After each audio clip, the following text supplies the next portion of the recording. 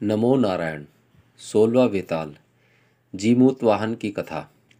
सिसंपा वृक्ष के पास पहुंचकर विक्रमादित्य ने वृक्ष से वेताल को उतारा और पहले की तरह उसे कंधे पर डालकर मौन भाव से अपने गंतव्य की ओर चल पड़ा। रास्ते में फिर मौन भंग करते हुए वेताल ने कहा, राजन, इस बार मैं तुम्हें एक और दिलचस्प कथा सुनाता हूँ, पर शर्त वही रहेगी। राजा ने सहमति जताने पर बेताल ने इस बार यह कथा सुनाई। बहुत पहले हिमवान पर्वत पर कंचनपुर नाम का एक नगर था। उस नगर का स्वामी जीमूत केतु नामक एक पराक्रमी राजा था।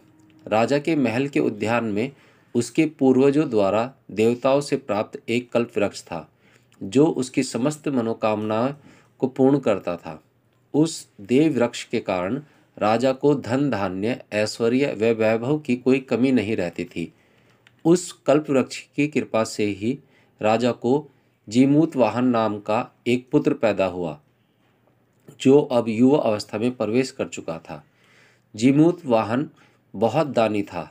वह समस्त प्राणियों पर दया भाव रखता था एवं गुरुजनों की सेवा के लिए सदैव तत्पर रहता था। जीमूत वाहन क्योंकि बोधिसत्व के अंश से पैदा हुआ था, अतः उसे अपने पूर्व जन्म का वृत्तांत भी ज्ञात था। कुछ समय बाद जीमूत केतु ने उसे अपना युवराज घोषित किया। प्रजा अपने युवराज को पाकर बहुत खुश हुई। एक दिन राजा के मंत्री ने आकर युवराज जीमूत वाहन से कहा, युवराज, यह धन धान्य, यह ऐश्वर्य सब कुछ कल्प वृक्ष के कारण ही है। अतः आपने कुल और प्रजा की समृद्धि के लिए इस देव वृक्ष का सम्मान करना कभी मत भूलना। यह अजेय है। देवराज इंद्र भी इसका महत्ता को स्वीकार करते हैं।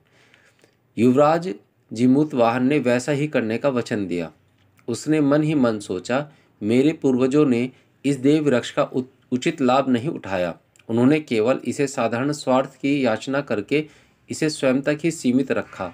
इससे न केवल उसका बल्कि उसके पूर्वजों का भी इस महात्मा वृक्ष का स्थान छोटा कर दिया है। आखिर संसार में और भी तो मनुष्य रहते हैं। इस देव वृक्ष का उपयोग समस्त प्राणी मात्र के कल्याण के लिए होना चाहिए। यह सोचकर वह अपने पिता के पास पहुंचा और बोला, पिताश्री, यह तो आप जानते ही हैं कि इस संसार में शरीर के से ही समस्त वस्तुएं लहरों की झलक के समान चंचल है। संध्या, बिजली और लक्ष्मी तो विशेष रूप से क्षण स्थायी है, देखते ही देखते मिट जाने वाली है। इन्हें कब किसी ने स्थिर होते देखा है? पिताश्री, इस संसार में एकमात्र परोपकार ही चिरस्थायी है, जो धैर्य और आशा का जन्मदाता है तथा युगों तक उसका साक्षी बना रहता है। तब फिर ऐसे क्षणिक सुखों के लिए हमने ऐसे देवतुल्य परोपकारी कल्पवृक्ष को व्यर्थ ही क्यों रख छोड़ा है? जरा सोचिए पिताजी, जिन हमारे पूर्वजों ने इसे मेरा है कहते हुए रख छोड़ा था, आज वे कहाँ हैं? जबकि यह परोपकारी वृक्ष आज भी मौजूद है। तुम क्या कहना चाहते हो पुत्र? जीमूत वाहन की बात सुनकर उसके पिता ने भ्रमित होकर पूछा। इस पर जीमूत वाहन ने कहा, पिताश्री, यदि आपकी आज्ञा हो तो मैं मनोरथ पूर्ण करने वाले इस देव वृक्ष का उपयोग परोपकार की फल सिद्धि के लिए करूं। पुत्र की इच्छा जानकर जीमूत केतु ने उसे ऐसा करने की आज्ञा प्रदान कर दी। तब जीमूत वाहन ने उस कल्प वृक्ष के समीप जाकर कहा, हे देव, तुमने हमारे पूर्वजों की सभी मनोकामनाएं पूर्ण की हैं, लेकिन मेरी भी एकमात्र कामना पूरी कर दो। कुछ ऐसा करो जिससे मैं इस पृथ्वी को दरिद्रता रहित देख सकूं। जाओ, तुम्हारा कल्याण हो। मैं धन की इच्छा रखने वालों के लिए तुम्हारा विसर्जन करता हूँ। युवराज ने हाथ जोड़कर जब यह कहा तो उस वृक्ष से आवाज आई, तुम धन्य हो राजकुमार, तुम्हारे त्याग की मैं सराहना करता हूँ। तुम्हारे पूर्वज मुझे देवताओं से मांग कर लाए थे, इसलिए मैं अब तक वचनबद्ध था। अब तुमने मेरा त्याग कर दिया है तो मैं जाता हूँ। तुम्हारा कल्याण हो। पल भर बाद ही वह वृक्ष आकाश में उड़ गया और उसने पृथ्वी पर इतना धन बरसाया कि वहां कोई भी गरीब न रहा। जीमूत वाहन के ऐसा करने पर उसका यश तीनों लोकों में फैल गया। लोग उसके नाम की जय जयकार करने लगे। लेकिन जीमूत वाहन का कल्प वृक्ष को विसर्जन करना उसके बंधु बांधवों को रास नहीं आया। वे लोग उससे ईर्ष्या करने लगे। उन्होंने एकत्र होकर सोचा कि विपत्तियों का नाश करने वाला कल्प वृक्ष तो अब उनके पास नहीं रहा, उसे तो जीमूत वाहन ने लोक कल्याण के लिए दे डाला। अतः अब कंचनपुर पर सहज ही अधिकार किया जा सकता है। ऐसा सोचकर वे कंचनपुर को अधिकार में लेने के लिए युद्ध की तैयारी करने लगे। यह देखकर जीमूत वाहन ने अपने पिता से कहा, पिताश्री, मैं आपके सूर्य को भली प्रकार जानता हूँ। विश्व में ऐसा कौन है जो सूरता में आपका सामना कर सके, किंतु सगे संबंधियों को मारकर इस पापमय और नाशवान शरीर से राज सुख का उपभोग करना स्वार्थ अनुचित है। अतः हमें स्वेच्छा से इस राज्य को त्याग कर कहीं अन्यत्र चला जाना चाहिए। इस पर उसके पिता ने कहा, पुत्र, मैं तो तुम्हारे लिए ही इस राज्य की कामना करता था। जब तुम स्वयं ही इसके त्याग की बात कर रहे हो तो मुझे राज्य का प्रलोभन कैसे हो सकता है। अतः जैसा तुम उचित समझो वैसा ही करो। इस प्रकार जीमूत वाहन अपना राज्य छोड़कर अपने माता पिता को साथ लेकर मल्य पर्वत पर चला गया और चंदन वन के ढके हुए एक झरने के पास वाली कदार में आश्रम बनाकर रहने लगा। वहाँ विश्वावसु नाम के सिद्धों के राजा रहते थे। उनके पुत्र मित्रवासु से जीमूत वाहन से मित्रता हो गई। एक बार घूमता फिरता जीमूत वाहन उपवन में स्थित भवानी गौरी का मंदिर देखने के लिए गया। वहां उसने सखियों सहित एक उत्तम कन्या को देखा जो भगवती गौरी को प्रसन्न करने के लिए वीणा बजा रही थी। उस अप्सराओं को भी मात करने वाली कन्या का रूप सौंदर्य देखकर जीमूत वाहन ठगा सा रह गया। पहली ही निगाह में उस तन्वेगी सुकुमारी ने उसका हृदय चुरा लिया। वह कन्या भी कामदेव जैसी सुंदर जीमूत वाहन को देखकर उस पर मोहित हो गई। वह एकटक उसी की ओर देखने लगी। उससे उसकी वीणा भी विकल आलाप करने लगी। अंततः जीमूत वाहन ने उसकी एक सखी से उस कन्या का नाम और उसका वंश पूछा। कन्या की सखी ने बताया कि उसका नाम मल्यवती है और वह सिद्धों के राजा विश्वासु की पुत्री तथा मित्रावसु की बहन है। तब उस सखी ने जीमूत वाहन से उसका नाम एवं वंश पूछा। यह जानने पर कि जीमूत वाहन विद्याधरों का राजा है, उसे बहुत खुशी हुई। उसने मल्यवती के पास जाकर कहा, सखी, विश्व में पूजे जाने योग्य महान विद्याधरों के राजा यहाँ पधारे हैं। तुम्हें आगे बढ़कर उनका स्वागत करना चाहिए। इस पर मल्यवती मौन रही। लाजवश उसके कदम आगे न उठ सके। तब उस सखी ने जीमूत वाहन से कहा, मेरी यह सखी लजा रही है, अतः आप मुझसे ही यह सत्कार ग्रहण करें। ऐसा कहकर उसने एक पुष्पमाला जीमूत वाहन के गले में पहना दी। तभी एक दासी ने उस सिद्ध कन्या के पास आकर बताया, राजकुमारी, आपकी माताजी आपको याद कर रही हैं, चलिए विलंब मत कीजिए। तब मल्यवती अनमने से भाव से जीमूत वाहन की ओर देखती हुई वहाँ से चल पड़ी। उसके कदम से ऐसा लग रहा था जैसे जीमूत वाहन के पास से वह व्यवस्था में ही जा रही हो। जीमूत वाहन भी अपने आश्रम में लौट आया। उसका भी मन मल्यवती में रमा हुआ था। घर आकर मल्यवती अपनी माता से मिली और फिर अपने कक्ष में जाकर सैया पर गिर पड़ी। उसके हृदय में कामाग्नि जल रही थी। उसकी आंखों में आंसू आ रहे थे। सुबह होने पर वह फिर से गौरी के मंदिर में पहुंचा। वहां उसने मल्यवती को देखा था। उसका मित्र मुनि कुमार भी उसके पीछे पीछे आया और उसे कामज्वाला से विहल देखकर आश्वासन देने लगा। उसने पाया कि मल्यवती भी वहां उपस्थित थी। मुनि कुमार के आश्वासन पर उस सिद्ध कन्या की ओर बढ़ा जो उसकी ही तरफ निहार रही थी। तब उसे विश्वास हो गया कि राजपुत्री उसका निवेदन ठुकराएगी नहीं, तो उसने फूलों की एक माला मल्यवती के गले में डाल दी। मल्यवती ने अपनी कोमल दृष्टि से जीमूत वाहन को देखते हुए एक नील कमल की माला उसके गले में पहना दी। इस प्रकार आपस में एक शब्द बोले बिना उन दोनों ने स्वयंवर विधि पूर्ण कर ली। तत्पश्चात वह जीमूत वाहन की ओर प्रेमपूर्ण नजरों से देखते हुए वहां से विदा हो गई। जीमूतवाहन भी उसके मन अभी भी राजपुत्री में रमा हुआ था। थके कदमों से वापस अपने आश्रम की ओर लौट आया। अपने अपने स्थानों पर पहुंचकर दोनों ही विरह वेदना से तड़पने लगे। उस रात भी न तो जीमूतवाहन को ही नींद आई और न मल्लवती ही सो सकी। तीसरे दिन जब वह बहुत व्याकुल हो गया तो इस आशा से कि शायद उधर विरह की आग में जलती हुई मल्लवती भी उससे मिलने वहां पहुंचेगी, वह अपने मित्र मुनि कुमार के साथ उस गौरी मंदिर में जा पहुंचा। मल्लवती भी वहां तभी पहुंची थी। माता गौरी के मंदिर में पहुंचकर आंखों में आंसू भरकर मल्लवती ने देवी से प्रार्थना की, हे देवी माता, आपकी भक्ति से मैं इस जन्म में तो जीव माता के पति के रूप में पा नहीं सकूंगी, अतः आपसे प्रार्थना करती हूँ कि आप मुझे अगले जन्म में जीमूतवाहन को पति रूप में पाने का आशीर्वाद दीजिए। यह कहकर उसने अपने साथ लाई एक चादर से अपना गला घोटना चाहा। तभी आकाशवाणी हुई, बेटी बेटी ऐसा दुस्साहस मत करो। विद्याधरों का राजा जीमूतवाहन ही चक्रवर्ती होकर तुम्हारी पति बनेगा। अपने इस मुनि कुमार मित्र के साथ जीमूतवाहन ने भी वह आकाशवाणी सुनी। वे दोनों एक वृक्ष के पीछे खड़े हुए थे। आकाशवाणी सुनकर तत्काल दोनों मल्लवती के पास पहुंच गए। जीमूतवाहन ने उस मित्र मुनि कुमार ने मल्लवती से कहा, देखो, देवी का वर सचमुच तुमको इसके रूप में प्राप्त हो गया है। तुम्हारी मनोकामना भी पूर्ण हो गई। अब आत्महत्या करने की कोई जरूरत नहीं है। जब मुनि कुमार ऐसा कह रहा था तभी जीव माता के पास जाकर मल्लवती के गले से फंदा निकाल दिया। लज्जा के कारण मल्लवती आंखें झुकाकर जमीन खुरेचने लगी।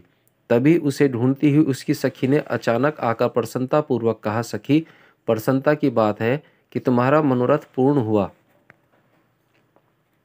मेरे सामने ही आज कुमार मित्रवासु ने तुम्हारे पिता श्री विश्ववासु से कहा कि पिताजी, विद्याधरों के राजा के पुत्र संसार में सम्मानित और कल्पतरु का दान करने वाले जीमूतवाहन जो अतिथि रूप में यहाँ उपस्थित है, अपनी मल्लवती के साथ उनके जैसा कोई वर नहीं है। अतः आप मल्लवती का विवाह उन्हीं के साथ करके कृतार्थ हों। महाराज विश्ववासु ने भी कुमार की बात स्वीकार कर ली है, क्योंकि अब निश्चित है कि तुम्हारा विवाह जीमूतवाहन के साथ ही होगा।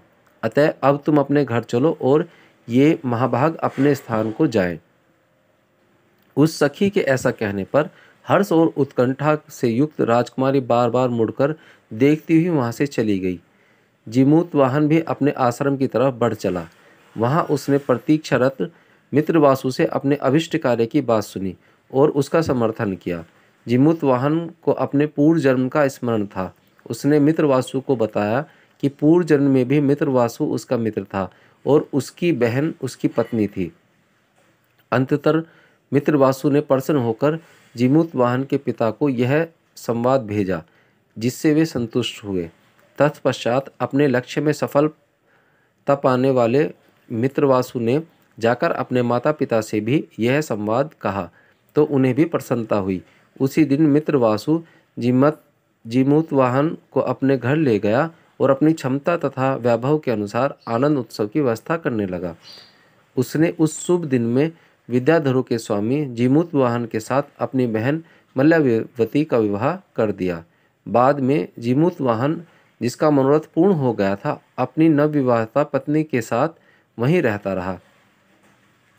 एक बार सहज कौतूहल से मित्रवासु के साथ घूमता हुआ जीमूतवाहन समुद्र तट के निकट एक वन में जा पहुंचा।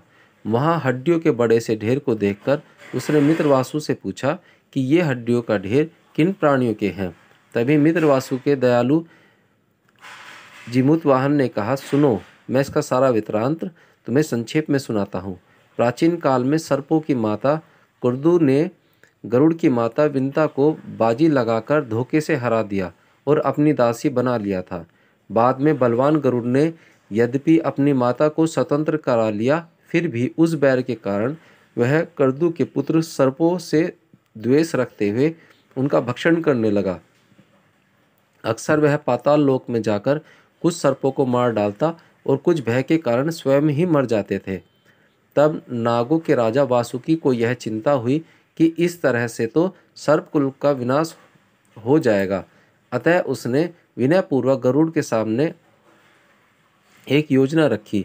हे पक्षीराज, इस दक्षिण समुद्र के किनारे तुम्हारे भोजन के लिए मैं प्रतिदिन एक सर्प भेज दिया करूँगा, किंतु तुम किसी प्रकार किसी भी समय पाताल में नहीं जाओगे, क्योंकि एक साथ ही सब सर्पों के नष्ट हो जाने से तुम्हें भी कुछ लाभ नहीं होगा। गरुड़ ने भी इसमें अपना लाभ देखा और वासुकी की बात स्वीकार कर ली। पक्षीराज गरुड़ इस तट पर वासुकी द्वारा भेजे हुए एक सर्प को प्रतिदिन खाया करता है। यह उसी के द्वारा खाए गए सर्पों की हड्डियां हैं, जो समय पाकर बढ़ते बढ़ते अब पर्वत शिखर के समान हो गई हैं। दया और धैर्य के सागर जीमूत वाहन ने मित्रवासु के मुख से जब यह वृत्तांत सुना तो उनके मन को भारी कष्ट पहुंचा। उन्होंने कहा, शोक करने के योग्य तो सर्पों का राजा वासुकी है, जो कायर है कि प्रतिदिन अपनी प्रजा को शत्रु को भेंट कर देता है। हजार मुख वाला यह वासुकी अपने एक मुख से भी यह क्यों नहीं कह सका कि गरुड़ पहले तुम ही खा लो, पहले तुम मुझे ही खा लो। प्रतिदिन नगर पत्नियों का विलाप सुनकर भी उस निर्दयी वासुकी ने अपने कुल का नाश करने वाले गरुड़ से प्रार्थना क्यों की? अरे मोह भी कैसा गाढ़ा होता है। यद्यपि गरुड़ महर्षि कश्यप का पुत्र है, वीर है और भगवान विष्णु का वाहन होने के कारण पवित्र है, फिर भी ऐसा पाप करता है। ऐसा कहकर परम पराक्रमी जीमूत वाहन ने मन ही मन निश्चय किया कि इस नासवान शरीर से मैं अमरता प्राप्त करूंगा। मैं आज ही अपना शरीर देकर गरुड़ के पंजे से कम एक ऐसे सर्प की रक्षा करूंगा जो हितैषियों से रहित तथा डरा हुआ है। जीमूत वाहन ऐसा सोच ही रहा था, तभी मित्रवसु के पिता के पास से एक प्रतिहारी उन्हें बुलाने के लिए वहां पहुंच गया। जीमूत वाहन ने यह कहकर उसे घर भेज दिया कि तुम चलो, मैं कुछ देर में आऊँगा। मित्रवासु के जाने के बाद जीमूत वाहन वैसे ही इधर उधर विचरण करने लगा। तभी उसके कानों में किसी के रुदन की आवाज़ सुनाई दी। वह पास पहुंचा और छिपकर एक शिलाखंड के नीचे खड़ा हो गया। वहां उसने एक वृद्ध नाग स्त्री को विलाप करते देखा। उसके समीप ही एक सुंदर सा काले रंग वाला नाग युवक खड़ा था, जो इस स्त्री से अनुनयपूर्वक अपने उसे घर लौट जाने के लिए कह रहा था। यह कौन है? इसे जानने को उत्सुक जीमूत वाहन ने छिपकर उनकी बातें सुनी। वृद्ध स्त्री उस युवक से रोते हुए कह रही थी, हा संगचूड़, हा सौ दुखों से पाए हुए मेरे गुणी पुत्र, मेरे कुल के एकमात्र सूत, अब मैं फिर तुम्हें कहाँ देख सकूंगी? मेरे कुल दीपक, तुम्हारे बिना तुम्हारे वृद्ध पिता कैसे अपना बुढ़ापा काट सकेंगे? तुम्हारे जो अंग सूर्य किरणों के स्पर्श से भी कुम्हला जाते थे, वे गरुड़ के द्वारा खाए जाने की पीड़ा कैसे सहन कर पाएंगे? नागलोक तो बहुत बड़ा है, फिर विधाता और नागराज ने मुझ अभागिन के एकमात्र पुत्र तुम्ही को क्यों चुन लिया?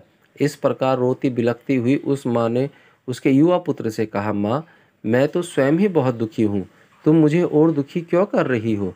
अब तुम घर लौट जाओ, मैं तुम्हें अंतिम प्रणाम करता हूँ, गरुड़ के आने का समय हो रहा है।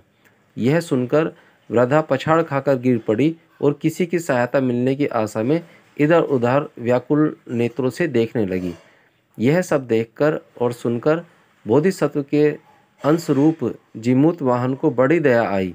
वह सोचने लगा, तो यही है संगचूड़ नाम का वह नाग जिसे वासुकी ने गरुड़ के भोजन के लिए भेजा है, और यह उसकी वृद्ध माता है जो अपने एकमात्र पुत्र के स्नेह के कारण ममतावश रोती हुई यहाँ तक आई है। आज यदि मैंने इसके जीवन की रक्षा न की तो मेरे जीवन को धिक्कार है। यह सोचकर वह उस वृद्धा और युवक के पास पहुंचा और बोला, माँ, तुम चिंता मत करो, मैं तुम्हारे पुत्र की रक्षा करूँगा। वृद्धा उसे देखकर भयभीत हो गई। उसने समझा कि वही गरुड़ है। ऐसा विचार कर उसने कतार स्वर में जीमूत वाहन से कहा, गरुड़, मेहरबानी करके तुम मुझे खा लो, किंतु मेरे पुत्र का जीवन बख्श दो। तभी संगचूड़ ने अपनी माता को धीरज दिया, माँ, तुम डरो मत, यह गरुड़ नहीं, कहा चंद्रमा के समान आनंद देने वाले ये महापुरुष और कहाँ वह नागभक्षी गरुड़। शंखचूड़ ने ऐसा कहने पर जीमूतवाहन ने कहा, माँ तुम घबराओ नहीं, मैं एक विद्याधर हूँ, तुम्हारे पुत्र की रक्षा के लिए यहाँ आया हूँ। उस मूर्ख गरुड़ को मैं अपना शरीर अर्पित करूँगा, तुम अपने पुत्र के साथ घर लौट जाओ। यह सुनकर वृद्धा ने कहा, ऐसा मत करो, तुम भी मेरे पुत्र के समान हो। तुमने मेरे पुत्र की जगह अपना बलिदान देने की बात कहकर मुझ पर बहुत कृपा की है। तब जीमूतवाहन ने कहा, माँ जब तुमने मुझे पुत्र कहकर यह सम्मान दिया है तो मेरे मनोरथ को सिद्ध करने दो, मुझे इस बलिदान से मत रोको, अन्यथा मैं यह समझूंगा कि मेरा जीवन व्यर्थ गया। जीमूतवाहन के जब ऐसा कहा तब शंखचूड़ उससे बोला, हे महासत्व, तुमने सचमुच बहुत दयालुता दिखाई है, किंतु मैं अपने लिए तुम्हारे जीवन का बलिदान स्वीकार नहीं कर सकता। तुम्हारे मेरे जैसे साधारण व्यक्तियों से तो यह संसार भरा पड़ा है, किंतु आप जैसे विरले ही इस संसार में मिलते हैं। हे सद्बुद्धि, चंद्रबिंब के कलंक के समान मैं अपने पिता शंखपाल के पवित्र कुल को मलिन न कर सकूंगा। ऐसा कहकर शंखचूड़ ने अपनी माता से कहा, माँ तुम इस दुर्गम वन से लौट जाओ, क्या तुम इस विषशिला को नहीं देखती जो सर्पों के रक्त से भीगी हुई है और यमराज की विलासिया के समान भयानक है। मैं गरुड़ के आने से पहले ही समुद्र तट पर जाकर भगवान कोणार्क को प्रणाम करके शीघ्र ही लौट कर आता हूँ। ऐसा कहकर शंखचूड़ के करुण स्वर में रोती हुई अपनी माता से विदा लेकर उसे प्रणाम करके गोकर्ण की वंदना के लिए वहां से प्रस्थान किया। जीमूतवाहन यह सोचकर कि यदि इसी बीच गरुड़ आ जाए तो मेरा मनोरथ पूर्ण हो जाए, वह उस शिला पर जाकर लेट गया जो गरुड़ के शिकार के लिए निश्चित की गई थी। कुछ ही क्षण बाद गरुड़ वहां पहुंच गया। उसने जीमूतवाहन को अपने विकराल पंजों से दबोचा और ऊपर उड़ गया। जीमूतवाहन को पंजों में दबाए हुए जब गरुड़ उसे चोंच मार मार कर मारने लगा तो उसके शरीर से रक्त छर छर नीचे टपकने लगा। इस बीच जीमूतवाहन का शिरोमणि जिस पर रक्त लगा हुआ था नीचे ठीक उस स्थान पर जाकर गिरा जहां उसका पिता, माता और उसकी पत्नी मल्यवती बैठे हुए थे। मल्यवती ने अपने पति को शिरोमणि को तुरंत पहचान लिया और वह विहल हो उठी। आंखों में आंसू भरकर उसने अपने सास ससुर को जब वह शिरोमणि दिखाया तो वे भी घबरा उठे। तत्पश्चात अपनी विद्या के द्वारा ध्यान करके राजा जीमूतकेतु के द्वारा वृत्तांत जान लिया और वह अपनी रानी कनकवती तथा पुत्रवधू के साथ शीघ्र ही उस स्थान की ओर चल पड़े जहां गरुड़ जीमूतवाहन को ले गया था। इधर शंखचूड़ जब गोकर्ण को प्रणाम करके लौटा तो उसने विकल होकर देखा कि शल्य के वधशिला तो रक्त से भीगी हुई थी। शंखचूड़ समझ गया कि परोपकारी जीमूतवाहन ने उसकी जगह स्वयं का बलिदान कर दिया था। तब उसने मन में सोचा कि मैं इस बात का पता अवश्य लगाऊंगा कि सर्पों का शत्रु वह गरुड़ उस महान आत्मा को कहाँ ले गया है। यदि मैं उसे जीवित पा सका तो अपयश के कलंक को अपने माथे से धो सकूंगा। तब शंखचूड़ खून की टपकी बूंदों के सहारे आगे बढ़ता गया। उधर गरुड़ जब जीमूतवाहन को खा रहा था तो एकाएक उसे यह जानकर कुछ संदेह सा हो गया कि यह शिकार बजाय चीखने चिल्लाने के शांत भाव से प्रसन्नचित्त उसी की ओर देख रहा था। इस पर उसने उसे खाना बंद करके सोचा, अरे यह तो कोई अपूर्व व्यक्ति है जो ऐसा पराक्रम कि मेरे खाने जाने पर भी प्रसन्न हो रहा है और उसके प्राण भी नहीं निकलते। उसके शरीर का जो थोड़ा बहुत भाग शेष रह गया है उसमें भी स्पंदन नहीं है। यह तो मुझे इस तरह देख रहा है जैसे इसे खाकर मैं इस पर कोई उपकार कर रहा हूँ। अवश्य ही यह सर्प नहीं है, निश्चित ही यह कोई सज्जन व्यक्ति है। अब मैं इसे नहीं खाऊंगा। गरुड़ ऐसा सोच ही रहा था कि जीमूतवाहन बोला, रुक क्यों गए पक्षीराज, मुझे खाओ और अपनी सुधा शांत करो, अभी तो मेरा शरीर का काफी हिस्सा शेष है। यह सुनकर गरुड़ को बहुत आश्चर्य हुआ। वह बोला, हे महात्मन, आप कौन हैं? सर्प तो आप हो ही नहीं सकते, फिर आप कौन हैं? कृपा करके मुझे अपना परिचय दे। जीमूतवाहन ने उत्तर में कहा, यह तुम्हारा कैसा प्रश्न है गरुड़, मैं तुम्हारा भक्ष्य हूँ और कुछ भी नहीं, अतः मर्मम होकर मेरा भक्षण करो। जीमूत वाहन जब गरुड़ से यह बातें कर रहा था, उसी समय शंखचूड़ उन्हें खोजता हुआ वहां आ पहुंचा। उसने दूर से ही गुहार लगाई, रुक रुको विंता पुत्र, इसे खाकर कलंक के भोगी मत बनो। यह तुम्हारा भक्ष्य नहीं है, तुम्हारा भक्ष्य तो मैं हूँ, एक नागपुत्र। यह कहते हुए वह दौड़कर वहां पहुंचा और उन दोनों के बीच खड़ा हो गया। गरुड़ को चक्कर में पड़ा देखकर शंखचूड़ ने पुनः कहा, किसी भ्रम में मत पड़ो विंता पुत्र, तुम जिसे अपना भक्ष्य समझकर उठा लाए हो, वह तो एक महान आत्मा, महान परोपकारी विद्याधरों का राजा जिमूत वाहन है। तुम्हारा असली शिकार तो मैं हूँ। यह देखो मेरी दो जुबान और मेरा फन। ऐसा कहकर शंखचूड़ ने अपनी दोनों जुबानों और अपना फन उसे दिखाया। जब शंखचूड़ गरुड़ को अपना फन दिखा रहा था, ठीक उसी समय जीमूत वाहन की पत्नी और उसके माता पिता भी वहां आ पहुंचे और जीमूत वाहन के क्षत विक्षित शरीर को देखकर हाहाकार करने लगे। यह सब देखकर गरुड़ को भारी पश्चाताप हुआ। वह अपने मन में सोचने लगा कि हाय, मैंने भ्रम में पड़कर बोधिसत्व के इस अंश को कैसे खा लिया। यह तो दूसरों को अब प्राण देने वाला वही जीमूत वाहन है जिसका यश तीनों लोकों में फैला हुआ है। अतः अब यदि इसकी मृत्यु हो गई तो मुझ पापी को अग्नि में प्रवेश करना पड़ेगा, क्योंकि अधर्म रूपी विष वृक्ष का फल पाकर भला मीठा कैसे हो सकता है। गरुड़ जब इस प्रकार पश्चाताप कर रहा था, तभी जीमूत वाहन ने अपने माता पिता एवं पत्नी की ओर देखा। एकाएक उसका शरीर जोर से कांपा और उसके प्राण पखेरु उड़ गए। अपने पुत्र को मृत समझकर जीमूत वाहन के माता पिता अंतर्नाद करने लगे। शंखचूड़ भी स्वयं को बार बार कोसने लगा कि उसी समय उस महात्मा की जान गई। उसकी पत्नी मल्यवती आंखों में आंसू भरकर आकाश की ओर देखती हुई उस अंबिका को उलाहना देने लगी जिसने प्रसन्न होकर उसे वरदान दिया था। वह बोली, हे देवी, उस समय तो आपने मुझे वरदान दिया था कि तुम्हारा पति विद्याधरों का चक्रवर्ती राजा होगा, फिर अब यह वरदान असत्य कैसे हो गया माँ? मल्यवती जब बार बार ऐसा कहकर रुदन कर रही थी, तभी वहां प्रकाश सा फैला और साक्षात देवी अंबिका वहां प्रकट हो गई। माँ अंबिका ने कहा, बेटी, मेरी बात झूठी नहीं है, लो मैं तुम्हारे पति को पुनः जीवित किए देती हूँ।